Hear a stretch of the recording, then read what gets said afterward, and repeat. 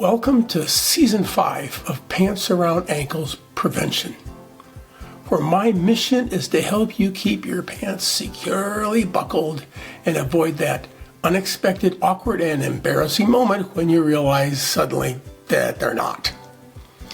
This season, we're going to do things a little differently with Shorts Around Ankles Prevention.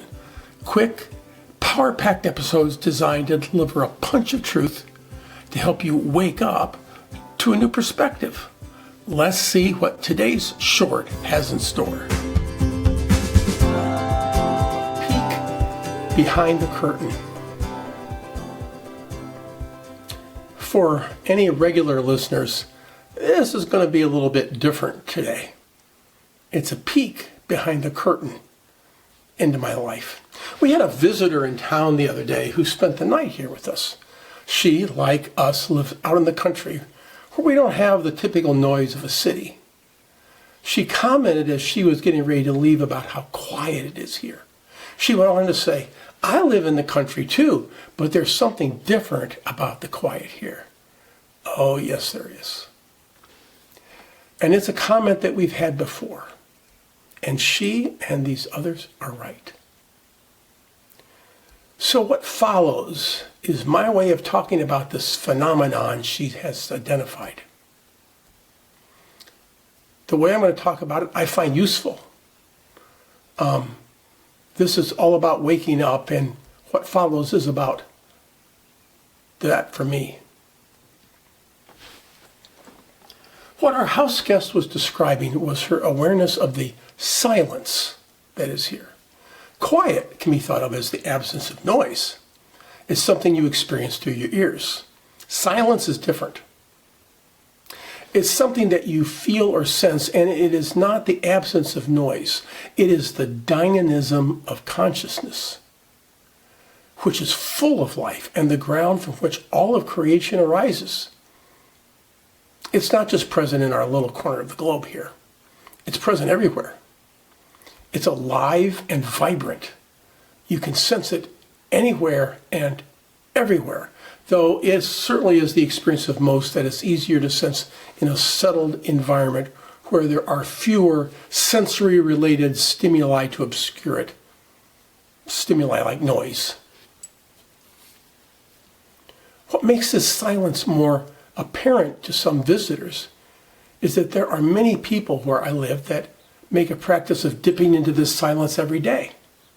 There's what biologist Rupert Sheldrake describes as a morphic resonance, or in quantum theory, what would be called a field effect that makes the connection to this silence stronger and more visible because so many people are doing it in close proximity to each other.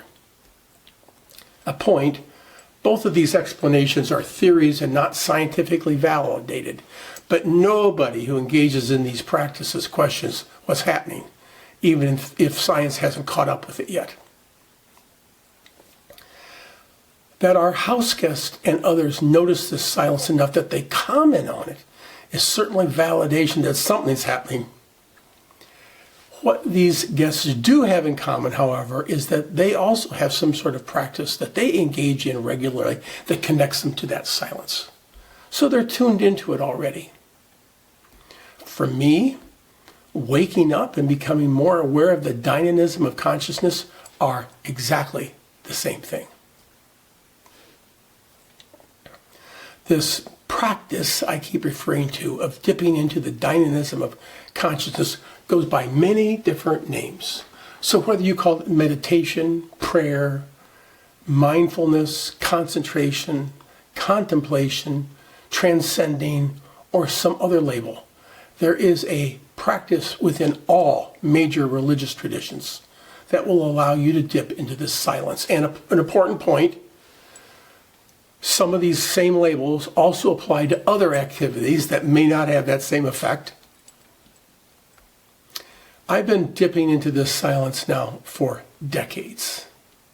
As a result, I am happier, I am healthier, both physically and mentally.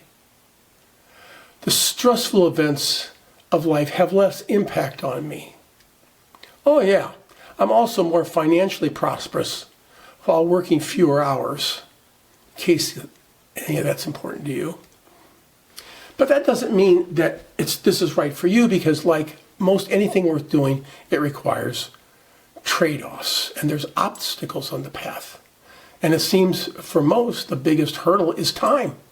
So many of us have our days jammed full of activities that carving out time for a practice like this just doesn't seem practical. And the results for many are not instantaneous nor initially obvious. So they think it isn't working for them. Here's the thing. It always works. Actually, it can't not work. But here's an analogy to help you understand. You have 2 buckets of water, and you put yellow dye into both. Into each bucket, you then immerse a pure white linen cloth. After a while, you pull the fabric out of, let's say, bucket B, but leave the cloth in bucket A.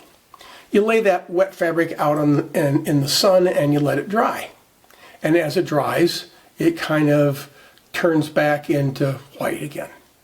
Back in the bucket B it goes. And after a while, you pull it out and you dry it, and some of that yellow tint starts to remain. So you repeat this process over and over and over, and gradually that white cloth changes and becomes permanently yellow as it dries. Then you pull the cloth out of bucket A and lay it in the sun. It's been immersed the whole time this is going on, and the sun dries it out, and you know what color it is? It's white. It's the dipping in and out, that sets the color. The results come from going into the dye and then out. Dipping into silence and getting results can be thought of in much the same way. For many, there are some results that come very quickly. They experience peacefulness, emerge rested, clear, things like that. But the big payoff is that over time, when the practice ends, the silence that you dipped into comes with you back into daily life. You might say it's sticky. But finding the time for a practice of dipping into that silence is both challenging and not challenging. It's challenging because we live busy lives and there's always competing demands. I've been dipping for decades, and I deal with the reality of the competing demands all the time. But really, it's not challenging. Pretty sure most of you, no matter how busy you are, manage to find time every day to eat and to bathe and to sleep. So you can make time for this too. Now, I'm not going to attempt to teach or instruct on the mechanics of dipping into silence. There's plenty of sources you can explore that can do that, but I will give you one tip. If you are trying, you're not doing it right. The process is simple, easy, and effortless. It's as easy and effortless as seeing a sight, hearing a sound, or smelling a smell. It's natural and it's effortless. If you're curious, try it. Just notice what happens when you let yourself rest in that deeper place, even for a minute. This silence isn't separate from life. It's what life is made of.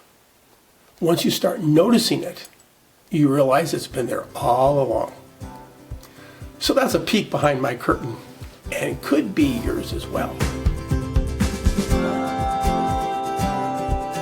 If you'd like a deeper dive into this topic, consider subscribing to our newsletter, Waking Up, where we will explore it in even more detail.